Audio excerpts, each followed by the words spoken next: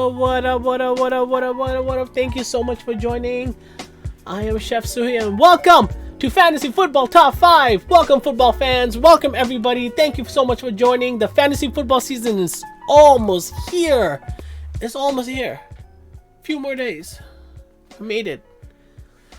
The best time of the year is here.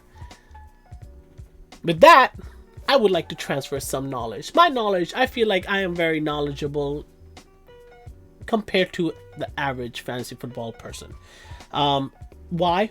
I do my research. I listen to other people's opinions. I am reading up articles, looking and finding things, listening to everybody's opinion. I keep a very open mind, and I see where people are going, where the consensus are, and not everybody listens to, and not everybody gives credit to some of the analysts because they feel like they're just selling a point or they're doing this by guessing. Some people are very smart. They do their due diligence. I see all around, I hear all around, and I want to bring some of that knowledge to you, so I could be a one-stop shop for you to learn that can help you in your fantasy football draft, which could be tomorrow, which could be the day after, which could be this weekend, the next weekend. Fantasy football is almost here, so let's dive into today's topic. Today's topic,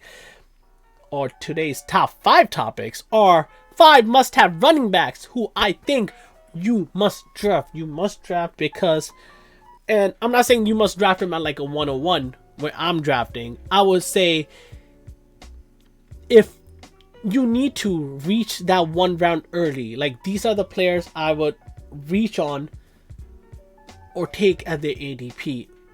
If they're, you know what, higher than the ADP, these are players I would want to reach on. Starting with number one. Do I press this button? Oh, button's pressed. I think I pressed the red button. Yeah, Damien Pierce. Okay, we're hearing everything about from camp. We're seeing who's getting the first snaps. He is locked for the number 1 position. Yes, the Texans are not going to be good. They don't know if Davis Mills is their quarterback of the future. They don't really have a healthy O-line. Brandon Cooks is getting older. He's good. Nico Collins is there. He's good, but the thing is, it's still a very unknown. This team has just spiraled out of control, but it's still a fun team with a lot of potential. And one thing in fantasy football, it's always great to have the running back one of a team. There are 32 teams, right? There are 32 teams in NFL. Out of that, there should be 32 running back ones. We just look at them from a fantasy football perspective and we're like, no, even though he's a running back 1 for the Texan, in real life he's a running back 3. But I'm going off volume. If he is the running back, they're going to give him 18 to 22 touches a game. That's good enough for a running back 2, just based off volume. That means his chances of touchdown increases. That means his chances of having more than 50, 60 yards increases. He might get passing routes to him. Like, Marlon Mack hasn't been healthy for like 10 years now. Okay, let's be honest. We've been hearing Marlon Mack be this phenomenal Colts running back forever. And then we got a phenomenal Colts running back called Jonathan Taylor, who is my 101, but we're jumping off topic. Damien Pierce, he really has no confidence behind him. Marlon Mack is ancient, okay? Rex Burkhead, I don't know. I don't know how long he's been in this league, but he needs to leave. There's really nobody there. He is going to get that bulk load. They're going to try Young. They're going to see if he's the future. They're going to just give to him. They picked him. And now we can be like, oh, he was drafted in the 4th round. Running backs have fluctuated in value. Yes, we have gotten a recent boom of round 1 running backs that, you know, the Barkleys, the Zeke, and the Melvin Gordon. Like, we have had that. Some have paid off to it. Najee Harris, they have paid off. But we also are valuing them a little less now because certain positions have gotten better. For example, linebackers have gotten better. Edge rushers are always going to be great. O-line is a must now. Wide receivers, there's been so much talent in wide receivers coming out is beautiful. Like, the league is offensively beautiful, and it's going to be fun to watch for a long time. Damien Pierce, as a 4th rounder, according to everything I hear, he has a talent to be a 2nd rounder in the NFL. Like, he should be. He went to Florida. Florida is not known to have amazing running backs coming out of it. Here and there, they have good wide receivers coming out, decent quarterbacks, but it's more of a O-line, D-line. Running backs, not really. So they judge it because of that school. So Damien Pierce, I think, is going to kill it. I think he's going to be a phenomenal player, especially where you're drafting him. You're drafting him in the 8th round, the 7th round, but this guy is a running back 1. If you go if you go hero running back, or if you go 0 RB, whatever your strategy is, just know that you can zigzag throughout the middle rounds and then still eye this dude. This dude is going to be there. He's climbing up the rankings. That's why I have him first. Target him. Just see how your draft is going, how your league is going, how they're prioritizing certain positions. Are running back going first? Are wide receivers flying? If wide receivers going, you can wait on him. You can wait on him on a round. Like, if he's going round 8, you can take him to 7th. But if running backs are flying, take him to 6. He is, at that time, you are looking for that high ceiling, that reward. Because those picks, if you're looking for safety, you're only going to get safety. But if you take it for that safety plus that ceiling, that high ceiling, you're going to win your league. And we're trying to win the league. I'm trying to win the league. I'm trying to hope and help you win the league. So we'll go with our number 2, Travis Etienne. Yes, we have never seen him play. He's still a rookie. Yes, Urban Myers wanted Kadarius Toney. He said it. That was music to my ears. Right now, you could take him because he's not even healthy. All the talent. But Travis Etienne has a relationship with Trevor Lawrence. They played together. They're boys. They have that chemistry.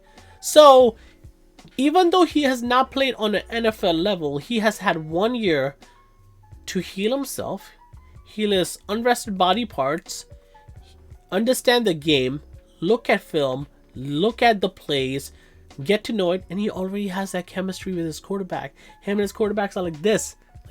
So they're already going to start it. James Robinson, we don't know how he's going to be. He's a little older. It's going to take him time to get up to speed. It could take him 6, 7. I think they're just going to give James Robinson few touches.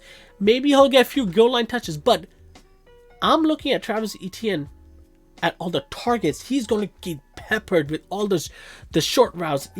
All the little. He might even operate as a slot receiver. You might see a 2 running back set. You might see James Robinson and Travis Etienne. I would love to see that. I think Travis Etienne is going to pay off big, and next year we might be even talking about drafting him round 1.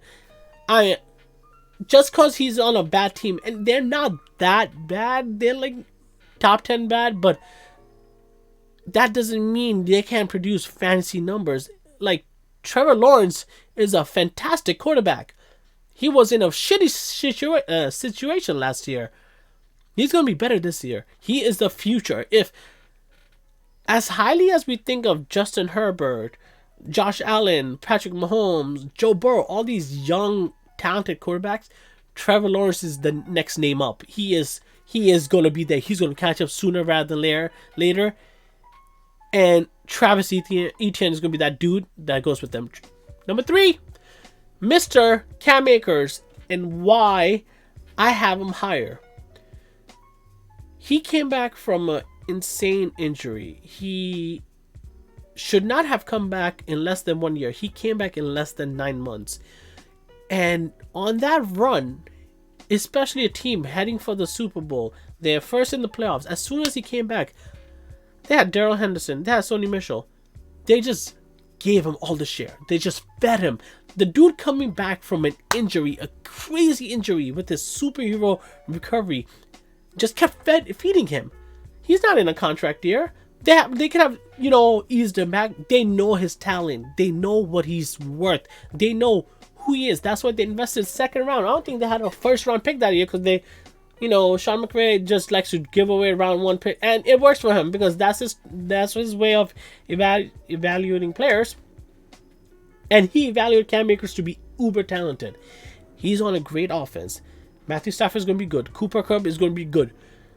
Allen Robinson is going to be good. They have a good offense. They have a great coach. I am buying into the offense. I'm buying into the volume. I am taking this dude. Like, in third round, I will think about him taking him at 301. I don't care if he's going in round 4. That's people saying that in the following ADP and shit. I'm going based off his offense, his volume.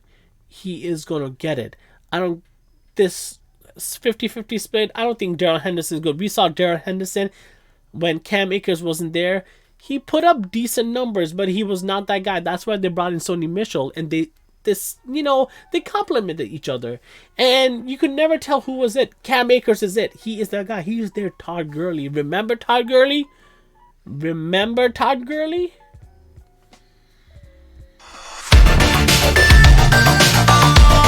Remember Todd Gurley.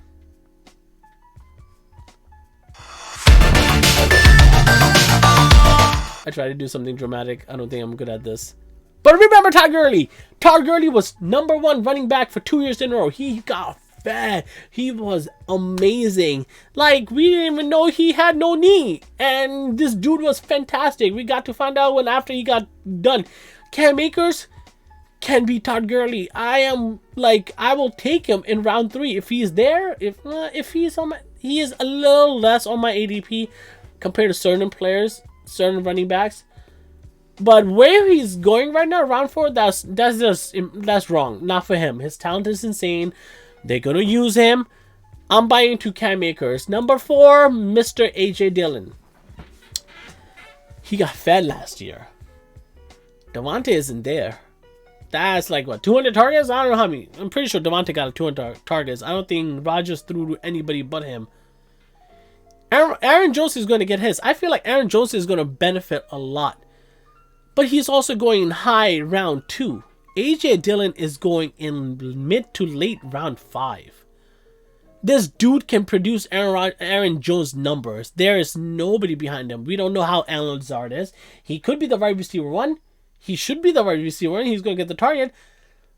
But they're going to go through Aaron Jones and AJ Dillon. And Matt LaFleur already said Aaron Jones and AJ Dillon are 1A and 1A. That means they're both going to get a buttload of volume. He is going to get over 200 touches. He's going to get those passing down the roads. Like, look, he got targeted 37 times. He caught 34 yards. He's efficient. He is good. Let's go to PPR points. Let's go PPR. Like, yo, that's a good for a 5th rounder. For like, yo, sign me up, man. That's a good RB2. If he can be my RB3, oh my god, yo, I want myself AJ Dillon. AJ Dillon is gonna be great. I think he's gonna finish with like half PPR 200 points. Everything is gonna go up. Everything is going up for these players. Every single player I'm mentioning here, the ceiling's higher than they're gonna crush their ADP. And last, my number 1 must-have running back. Yes, where he is going is awful. Everybody should be embarrassed. All of you should be embarrassed. I don't give a damn. It's not the Giants fans speaking. It is, this dude is young. He's 25 years old. He came back from an ACL injury last year. That offense sucked. Dave Gettleman was a horrible GM. Fucking Georges was a horrible coach. Yo, if you have not watched this play, please go watch it. I'm a Giants fan. It makes me sad. This is probably the most saddest part in a Giants history. On a 3rd and 8, from their own goal line on the 4-yard, I think, they did, what, a QB sneak? From there, on a 3rd and 8, on their own 4-yard line. I don't know. It was embarrassing. Barkley had no O-line, yo. They never addressed their O-line. Andrew Thomas is the only good one they really got. It was not there. Offensive coordinator sucked. DJ sucked. Evan Ingram sucked. Our wide receivers had 0 touchdowns. Kadarius Toney couldn't stay healthy. Galladay got paid for no reason. Like, Dave Gettleman fucked it up. Saquon Barkley's healthy. He's healthy right now. And he's with Dable. Kafka is the OC. You know who's Kafka? Let's give you an introduction into him.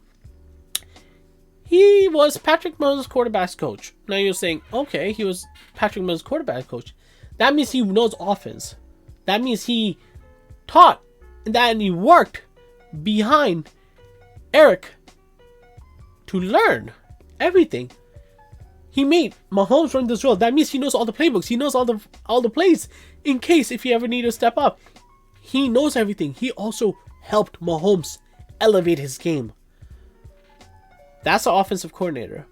Our coach, he was the offensive coordinator of Josh motherfucking Allen. Josh Allen.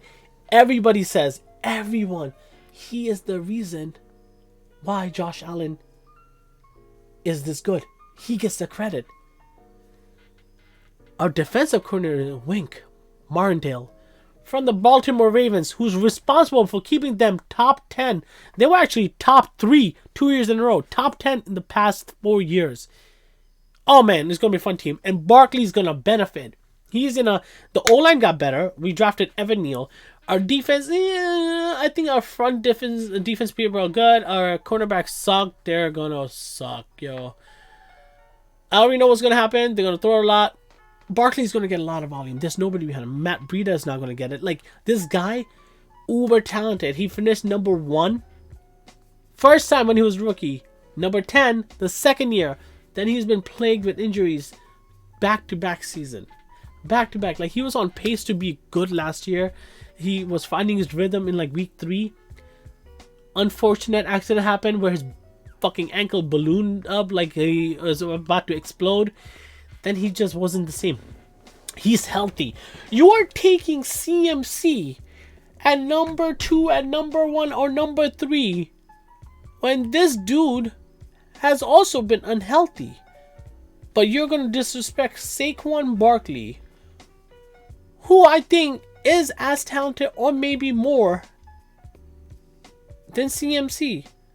But CMC has shown those high numbers, but he hasn't been healthy either. So if you can take him that high, why isn't Barkley high there? I don't think Barkley is going high enough.